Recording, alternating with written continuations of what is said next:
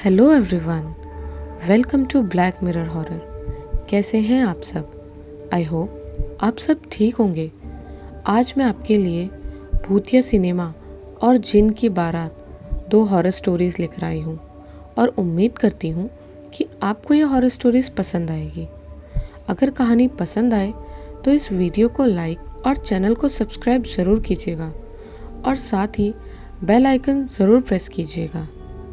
तो चलिए ज़्यादा देर ना करते हुए बढ़ते हैं आज की कहानियों की ओर। हमारी पहली कहानी है भूतिया सिनेमा।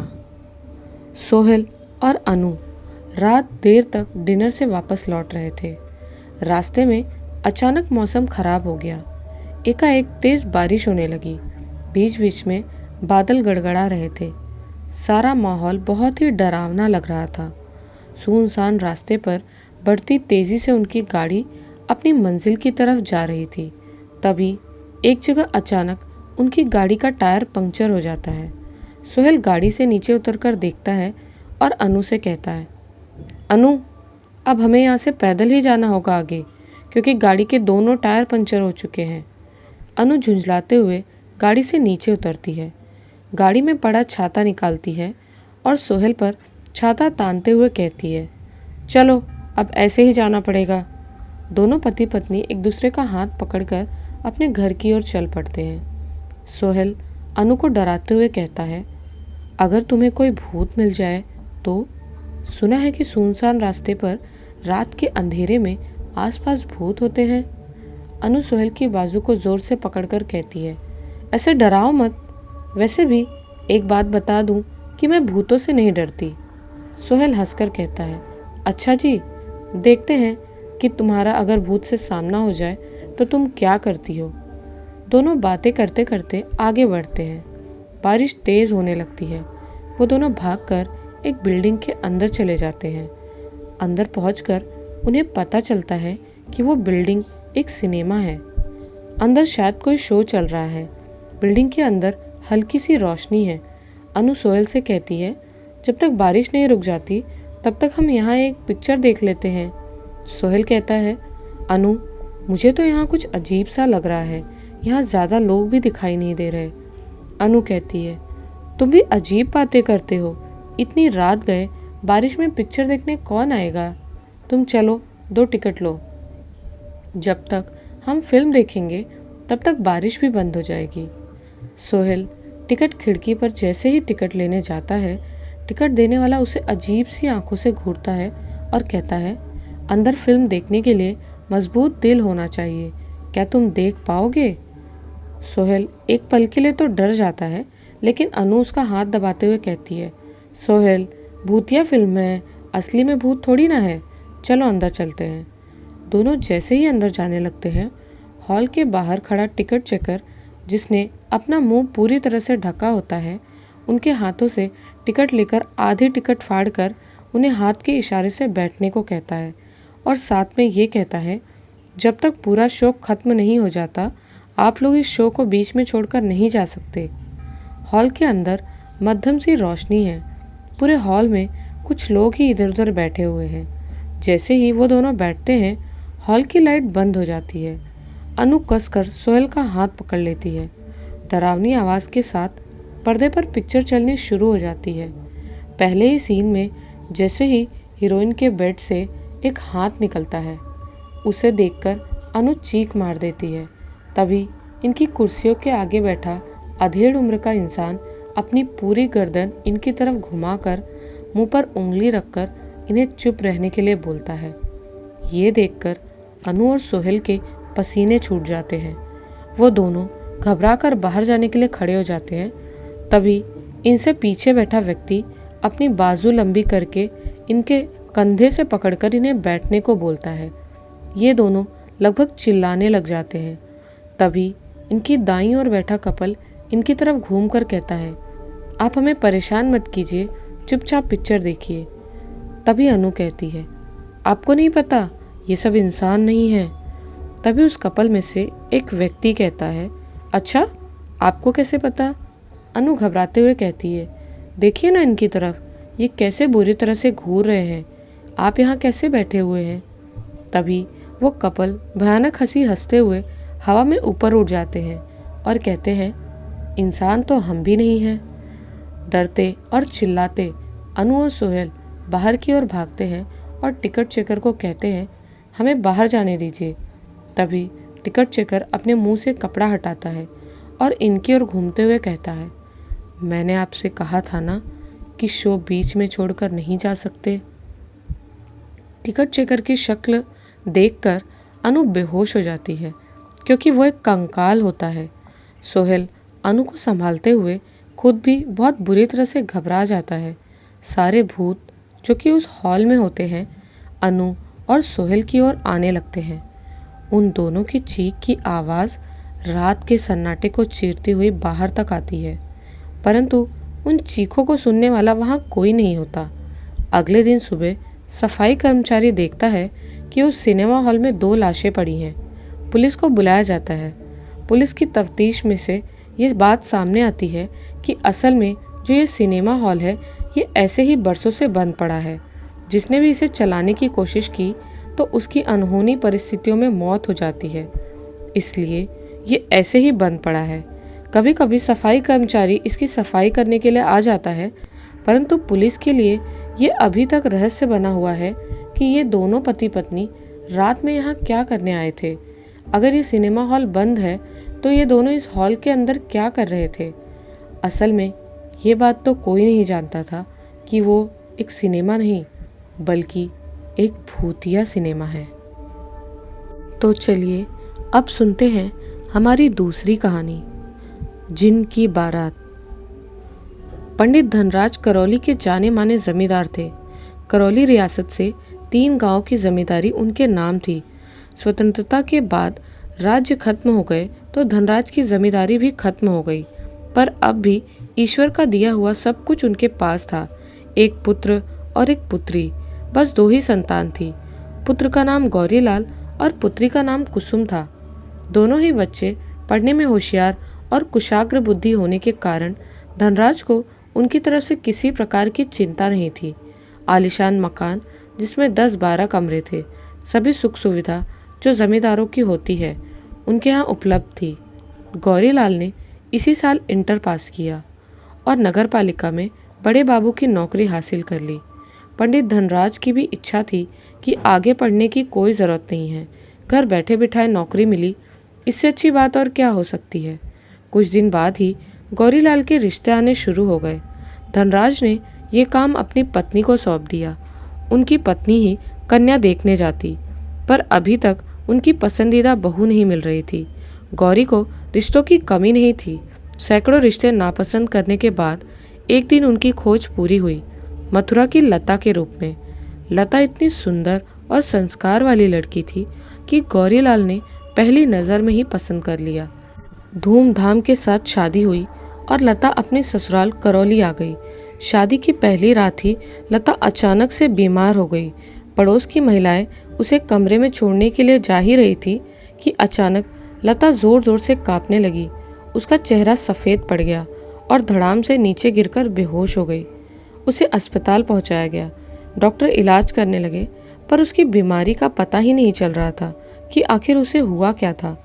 दूसरे दिन दोपहर लता को होश आया। अपने आप को अस्पताल में देखकर उसे बड़ा अचंभा हुआ। मुझे क्या हुआ था जो आप अस्पताल में लेकर आए?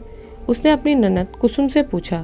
भाभी, आप बेहोश होकर गिर गई थी, हमारे तो हाथ पैर ही फूल गए थे, उसकी ननद ने कहा। अब कैसा जी है बहू?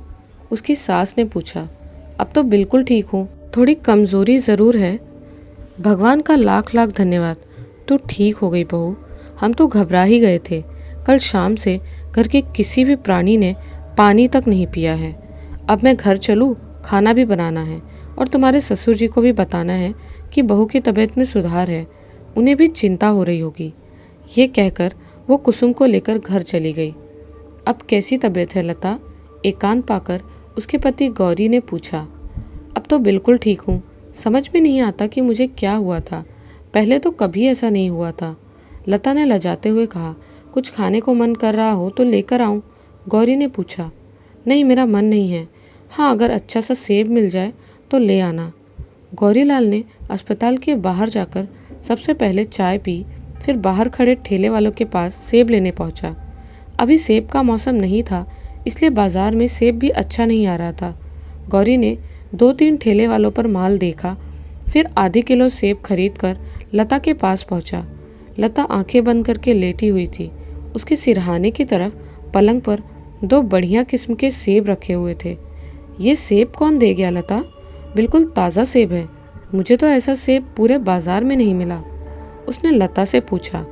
मुझे पता नहीं, मैंने तो किसी को सेब रखते हुए नहीं देखा, लता ने कहा। गौरी को बड़ा आश्चर्य हुआ। उसने इधर उधर वार्ड में जाकर देखा, कोई परिचित व्यक्ति भी नहीं मिला जो सेब रख गया हो। खैर, जो भी हो, सेब थे बड़े स्वादिष्ट।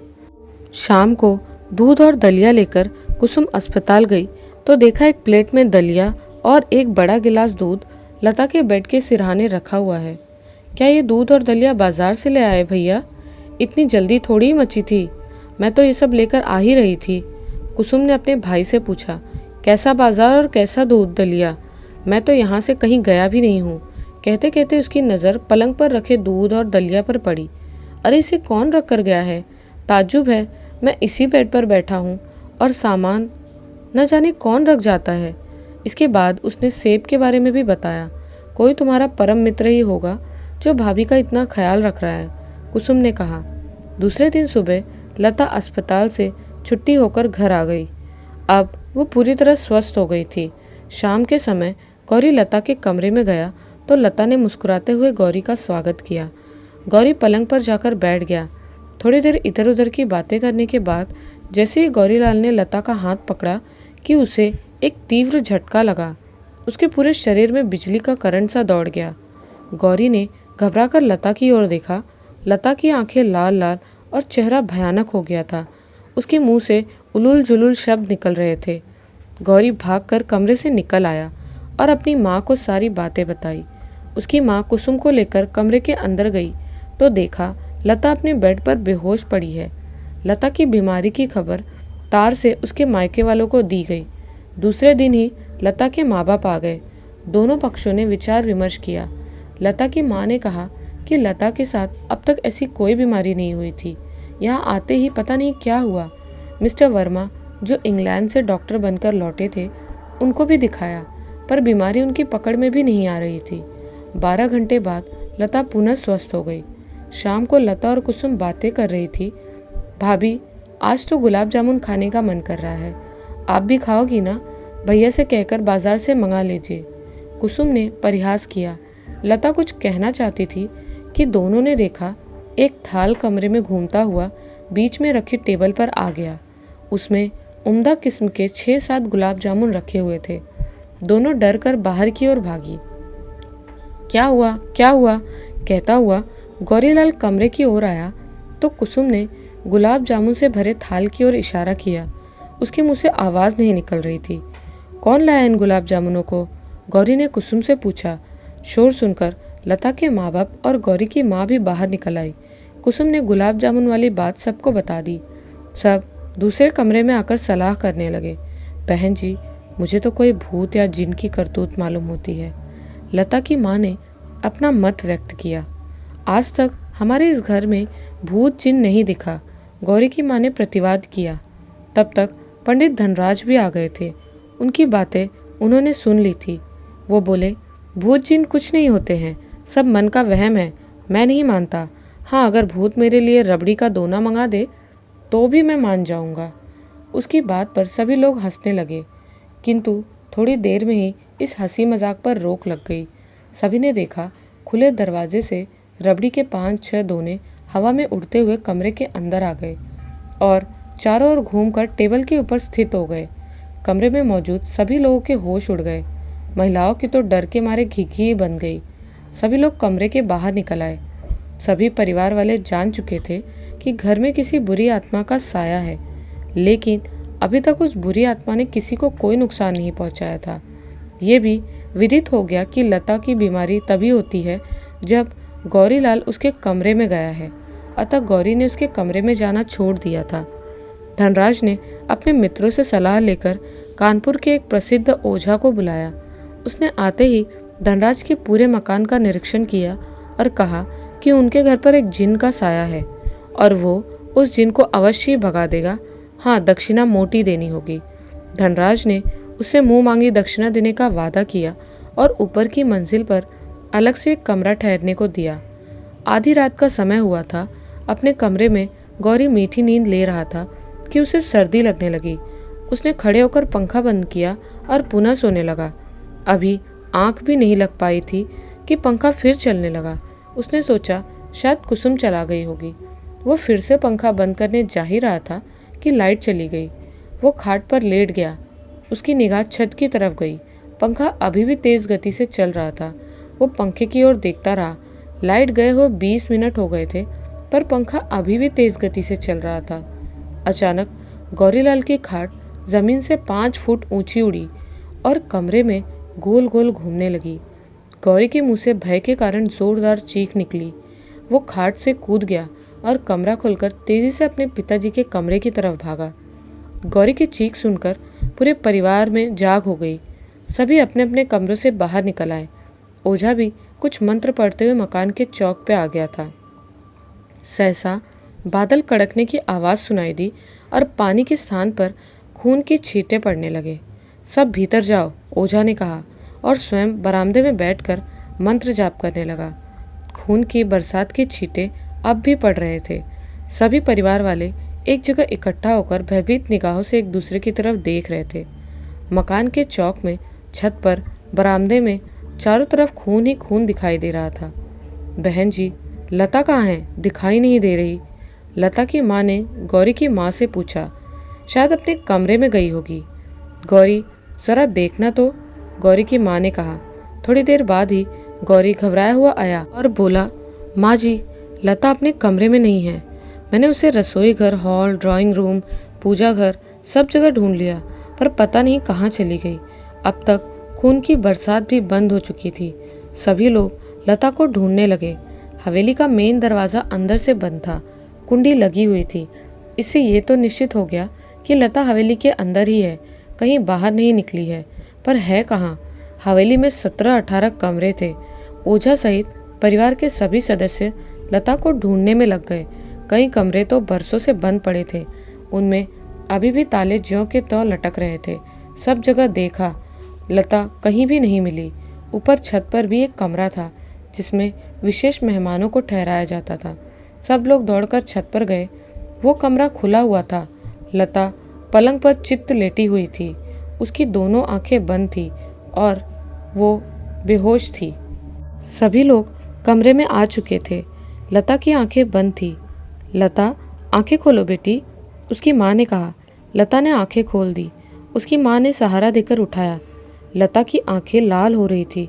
उसने सभी परिवार के लोगों की तरफ देखकर गौरी पर निगाहें टिका दी। गौरी, तू दूसरी शादी कर ले। जितना धन चाहिए मुझसे ले ले। लता मेरी है। लता के मुंह से अस्फुट शब्द निकल रहे थे। सभी महिलाएं डर कर एक कोने में खड़ी हो गई। कौन हो तुम और क्या चाहते हो? मेरी पुत्र वधू को क्यों परेशान कर रहे हो? धनराज ने पूछा। तब तक ओझा भी कमरे में दाखिल हो गया था। उसे देखकर लता ने जोर जोर से गुर्राना शुरू कर दिया। उसके सिर के बाल बिल्कुल बिखर गए और गोल गोल सिर को घुमाने लगी। ओझा ने खड़े खड़े ही कुछ मंत्र पढ़े और लता की ओर उन्मुख होकर पूछा, तुम जो भी हो, मुझे सही सही जवाब दोगे तो फायदे में रहोगे, वरना। ओझा ने वाक्य अधूरा छोड़ दिया। पूछो, क्या पूछते हो? कौन हो तुम? जिन। यहाँ क्यों आए? लता पर दिल आ गया। लेकिन लता गौरी की विवाहिता पत्नी है, तुम्हें उसे छोड़ना होगा। हरगिज नहीं। गौरी दूसरी शादी कर ले। जितना धन चाहिए मुझसे ले ले। तुम जिन नहीं मलेच्छ हो। मैं तुम्हें इसका दंड दूंगा। लता ने भयंकर अट्टहास किया। इसके बाद लता ने अपना सिर पकड़ लिया और बेहोश हो गई। सभी घर वाले चिंतित थे। लता कितनी सुशील और समझदार बहू है, पर पता नहीं किस चक्कर में फंस गई। इस बीमारी से कैसे छुटकारा मिल सकता है, ये सलाह मशवरा करने के लिए सभी ड्राइंग रूम में इकट्ठा हो गए। लता पर एक बुरे जिन का साया है, ओझा ने कहा, और जिन को भगाना हर किसी के लिए आसान नहीं है। ये तो गनीमत है कि धनराज ने उसे बुला लिया, वरना और दूसरा ओझा या तांत्रिक के बस की बात नहीं है। वो कुछ ही दिनों में जिन को लता पर से हटा देंगे। इसके बाद उन्होंने हिदायत देते हुए कहा कि लता को किसी भी सूरत में अकेला नहीं छोड़ा जाए। लता के पास हमेशा बने रहने की जिम्मेदारी गौरी को दी गई। सोते जागते हर घड़ी गौरी साये की तरह लता के पास रहने लगा। घर की औरतें तो जिनके भय से लता से एकांत में भी मिलने से घबराने लगी। 2 दिन तक कोई भी घटना नहीं हुई, लेकिन तीसरे दिन लता बाथरूम में थी और गौरी कुछ ही दूरी पर कुर्सी डालकर अखबार पढ़ रहा था कि उसे एक व्यक्ति बाथरूम की तरफ जाता हुआ दिखाई दिया। सफ़ेद रंग के शानदार कपड़े पहने वो पुराने ज़माने के राजा महाराजा जैसा दिख रहा था। हेलो, किससे मिलना है? गौरी ने उसे टोका। लता से मिलना है, उसने सपाट स्वर में कहा। वो अभी बाथरूम में है। आप कौन हो और लता को कैसे जानते हो? गौरी ने पूछा। तुम्हारे लिए इतना ही जान लेना काफ़ी है कि लता मुद्दत से मेरी प्रेमिका है और वो मुझसे बाथरूम में भी मिल सकती है। ये कहकर वो आदमी बाथरूम की तरफ बढ़ने लगा। बदतमीज़, तुझे बोलने की भी सभ्यता नहीं है? जानते नहीं हो लता मेरी विवाहिता पत्नी है? गेट आउट, मेरे घर से दफ़ा हो जाओ, वरना धक्का देकर बाहर निकाल दूंगा। गौरी ने उसे फटकार लगाई। वो व्यक्ति भयानक हंसी हंसता हुआ बोला, अगर विवाह करने से ही कोई किसी की पत्नी बन सकती है तो मैं भी लता के साथ शादी करूंगा। 8 दिन बाद दिवाली है, उस दिन मैं बारात लेकर आऊँगा, ध्यान रखना। ये कहकर वो आदमी लता के बाथरूम तक पहुँच गया और जैसे उसने किवाड़ के ऊपर अपना हाथ रखा, दरवाज़ा अपने आप खुल गया। उसने भीतर घुसकर किवाड़ बंद कर लिया। गौरी ने चिल्लाकर उसे रोकना चाहा, पर उसने गौरी की कोई बात नहीं सुनी। गौरी की चीख सुनकर धनराज बाहर आए। क्या हुआ गौरी? धनराज ने पूछा। वो आदमी लता के बाथरूम में घुस गया, गौरी ने हकलाते हुए कहा। कौन है? कहते हुए बाथरूम की तरफ बढ़े। तब तक घर के अन्य सदस्य भी बाहर निकल आए और धनराज के पीछे पीछे बाथरूम की तरफ बढ़ने लगे। गौरी की माँ ने आगे बढ़कर बाथरूम का दरवाज़ा खटखटाया तो किवाड़ खुल गया। सब ने देखा कि लता बाथरूम में बेहोश होकर पड़ी है। उस आदमी का जो गौरी के सामने ही बाथरूम में घुसा था कहीं अता पता नहीं था। तब तक ओझा भी अपने कमरे से बाहर निकल आया था। धनराज ने उसे सारी स्थिति से अवगत कराया। वो आदमी दीपावली के दिन बारात लेकर आने की धमकी दे रहा है, ये भी गौरी ने बताया। ओझा ने 2 मिनट रुककर कहा, ये कोई शक्तिशाली और बदमिजाज जिन है। इसके लिए मुझे आज ही एक विशेष प्रकार का अनुष्ठान करना पड़ेगा। यदि इस अनुष्ठान से भी शांत नहीं होता है तो फिर आपको ओमनाथ तांत्रिक को बुलाना पड़ेगा, जो उज्जैन में महाकाल मंदिर के पास रहते हैं। उन्हें कोई भी बुरी शक्ति परास्त नहीं कर सकती। दीपावली के 8 दिन शेष हैं, तब तक विशेष सावधानी बरते, लता को अकेली न छोड़े। अब आप सब अपने अपने कामों पर जाओ, मैं भी कुछ पूजा पाठ करने जा रहा हूँ। दोपहर में कुछ लोग जो धनराज के जमींदारी गांव के थे उनसे मिलने आए। ये लोग अब तक भी धनराज को ही अपना जमींदार मानते थे।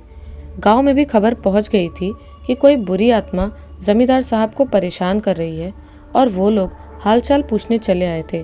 धनराज ने सभी को कुर्सी डालकर चौक में बिठाया और उनको नाश्ता पानी कराया। नाश्ता करने के बाद सभी लोग उस जिन के बारे में चर्चा करने लगे। एक ग्रामीण ने कहा, वो जिन बाबूजी को परेशान करे है। बाबूजी सीधा साधा है, इसीलिए वो उनको इतना परेशान कर रहा है। इसके बाद दूसरा ग्रामीण बोला, बाबूजी आप चिंता मत कियो, मैं सब संभाल लूँगा। ये कहकर उसने अपना तंबाकू का बटुआ निकाला। जैसे ही उसने बटुए को खोलकर देखा, उसमें से तीव्र गंध फैलने लगी। बटुए में इंसान की विष्ठा रखी हुई थी। उसने बटुए को देखकर नाली में फेंक दिया। इसके बाद उसने दूसरे साथी से तंबाकू मांगी। दूसरे ने भी बटुआ निकाला और उसे खोलकर देखा तो उसमें भी विष्ठा रखी हुई थी। ग्रामीणों के चेहरे सफ़ेद पड़ गए। अब तो सभी अपनी अपनी जेब टटोलकर देखने लगे। किसी की जेब में, किसी के बटुए में, किसी की बीड़ी के बंडल में मानव का मल रखा हुआ था। वातावरण में तेज दुर्गंध फैलने लगी। सभी उपस्थित लोग भयभीत होकर कांपने लगे। सभी ग्रामीण बहाने बना बनाकर बाहर की ओर खिसकने लगे। अचानक एक तेज आवाज़ ने सभी को चौंका दिया।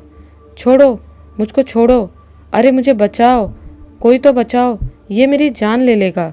निश्चित रूप से यह आवाज़ ओझा की थी।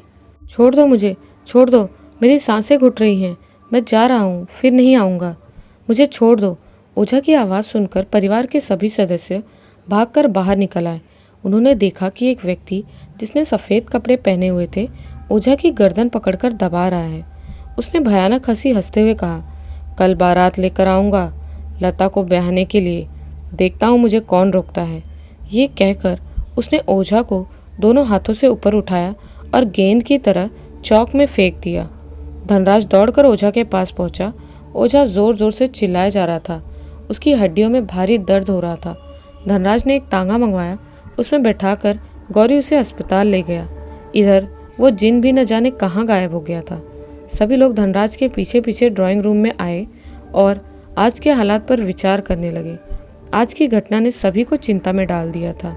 बाबा ओमदास को बुलाया है, उन्होंने कल आने का वादा किया है। धनराज ने अपने घर वालों को सूचना दी। उसका पता कहाँ से प्राप्त हुआ? गौरी की माँ ने पूछा।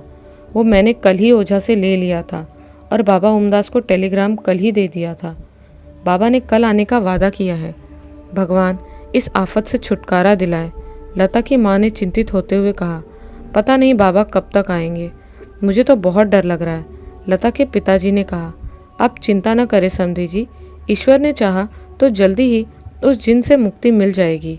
धनराज बोले, आज दीपावली का दिन है, पूरे शहर में पटाखे जलाए जा रहे हैं। शहर दुल्हन की तरह सज रहा है। दुकानों पर भीड़ मची हुई है। लोगों में जबरदस्त उत्साह है, पर पंडित धनराज के घर में कोई भी त्योहार की रौनक नहीं है। सभी के चेहरों पर उदासी छाई हुई है। आज क्या घटना होती है पता नहीं। आज तो किसी ने खाना भी नहीं खाया है। सभी व्याकुल और डरे हुए हैं। ऐसी हालत में खाना कौन खाए? जैसे तैसे करके दोपहर हो गई, अभी तक कोई अप्रिय घटना नहीं हुई। सभी लोग लता के कमरे में लता के पास बैठे हुए हैं और तांत्रिक बाबा ओमदास की राह देख रहे हैं। घर में जरा सा खटका होता, सभी के दिल धड़क उठते। गौरी जाकर देखता और कुछ न मिलने पर वापस कमरे में आ जाता। शाम के 5 बज चुके थे। पूरा शहर रोशनी में नहाया हुआ था, पर अभी तक बाबा ओमदास का कहीं अता पता नहीं था। गौरी उठकर लाइट जलाने बाहर निकल आया। अचानक धनराज के दरवाजे पर बाजे बजने का स्वर सुनाई दिया, मानो द्वार पर कोई बैंड बाजा बज रहा है। लता को छोड़कर सभी लोग कमरे से बाहर निकल आए। लता कमरे में ही थी। धनराज ने किवाड़ बंद कर ताला लगा दिया और दरवाजे की ओर भागे। सहसा उनका पूरा मकान रोशनी में चमक उठा। ये कैसे हो गया? उसके मकान में तो इतनी लाइट भी नहीं लगी रखी। सैकड़ों व्यक्तियों जैसा कोलाहल होने लगा, लेकिन दिखाई कोई नहीं दे रहा था। भड़ाक से मुख्य दरवाज़ा खुला और जैसे सैकड़ों लोगों ने मकान में प्रवेश किया हो, पदचाप साफ सुनाई दे रही थी।